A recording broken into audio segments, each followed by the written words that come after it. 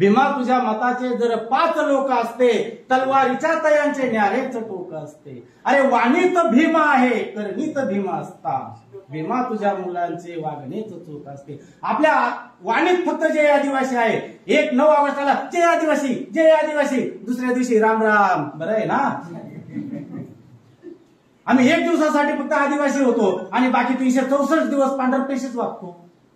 सांगा बरं, तुमच्या इथं आता राग आला तरी चालेल, माझ्यावर केस करी तरी चालेल. कारण का, तर मी आता संविधानाच्या तत्वाने वागणार आहे. कोण कोण गणपती बसवत आहे याच्यापैकी? यावर्षी कोणाकोणाकडे गणपती आहे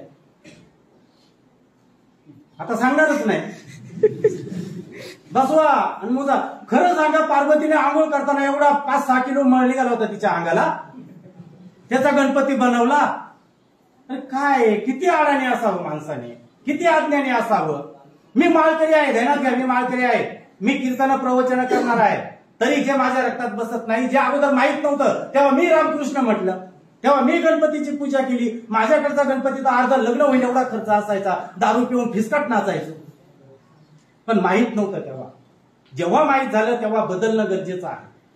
आणि जेव्हा मला आता गेल्या वर्षी पंढरपूरची वारी मी कॅन्सल केली, का नाही माझ्या धर्मात बसत ते, मला कोणता धर्मच नाही. अगोदर मी हिंदू आहे, हम हिंदू आहे, हम हिंदू आहे, छाती दुखूच तर वाढवायचो. आता मी हिंदूच नाही तर मी का जाऊ.